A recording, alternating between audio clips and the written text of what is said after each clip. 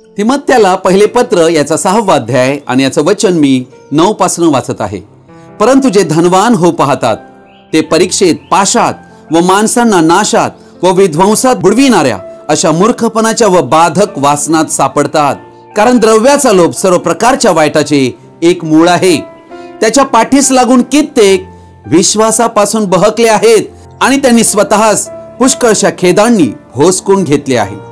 हे देवभक्ता, तू यापासून पळ आणि नीतिमत्व, सुभक्ती, विश्वास, प्रीती, धीर व सौम्यता यांच्या पाठीस लाग।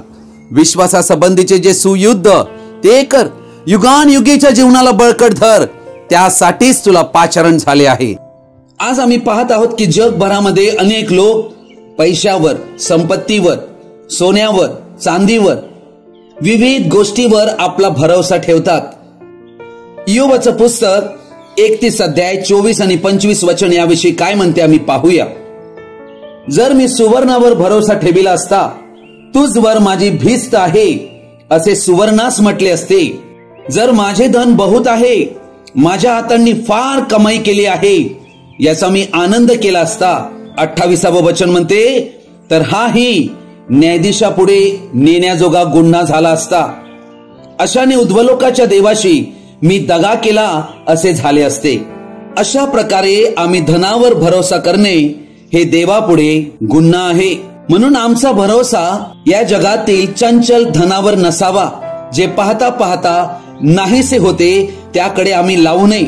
म्हणून नीतिसूत्रे 23 अध्याय 4 आणि 5 वचन काय म्हणते, धनवान होण्यासाठी धडपड करू नको, आपले चातुर्य एकीकडे ठेव, जे पाहता पाहता नाहीसे होते त्याकडे तू नजर लावावी काय। कारण गगनात उडणाऱ्या गरुडासारखे पंख धन आपणास लाविते। म्हणून बायबल आम्हाला सांगते की आपलं चातुर्य पणाला लावू नको, कारण सगळं काही देवाच्या हातात आहे। अर्थात असे पंख आमच्यात निर्माण करते की आम्ही जणू वर उडायला लागलेलो आहोत। गर्विष्ठपणा, अहंकार आम्हाला येतो की आम्ही सगळ्यात उच्च झालेलो आहोत असे आम्हाला वाटू लागते। परंतु हे धन पाहता पाहता नाहीसे होणारे धन आहे। कारण देवाचे वचन अनुवादच्या पुस्तकात म्हणते की तू असे आपल्या मनात समजू नको की मी आपल्या बुद्धिबलाने, शक्तीने हे धन मिळविले। तुझा देव परमेश्वर हाच तुला धन मिळवून देतो। प्रियजन हो, आमच्या जवळ बाळगलेल्या संपत्तीमुळे तोरा बाळगता कामा नाही, त्याविषयी अहंकार किंवा गर्व करता कामा नाही। हा पूर्णतः खोटा भरोसा आहे। अर्थात मग आम्ही आमची आशा कशावर ठेवावी? प्रियजन हो, देवाचे वचन आम्हाला काय म्हणते?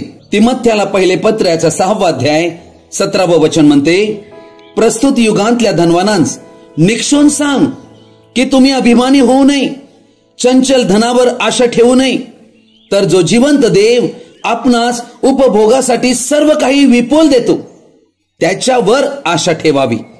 प्रियजन हो, आमचे काम आमच्या धनावर, पैशावर, संपत्तीवर भरोसा करण्याचे नसावे, तर जिवंत देव जो सर्व उपभोगासाठी आम्हाला सर्व काही विपुल देतो त्याच्यावर आम्ही आशा ठेवावी आणि आम्ही अभिमानी बनता कामा नये।